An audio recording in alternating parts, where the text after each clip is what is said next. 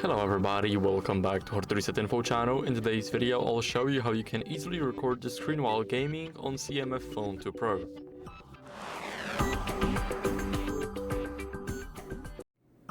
So first, what you guys need to do is open up any game. For me, it will be Asphalt 8. So now, as you guys can see here, we are in the game. Now, if we want to simply record our screen now, then we need to go to the control center here. Now find I misclicked. Okay. Now let me find the screen record right here. And now we need to click it.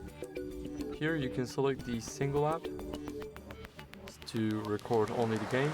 But if you want to record the whole screen, even if you leave the game, then that's good. But I prefer using the single app. Now let me press start recording. And here you need to choose the Asphalt 8. So yeah. Now as you guys can see, the recording is here. And that's it.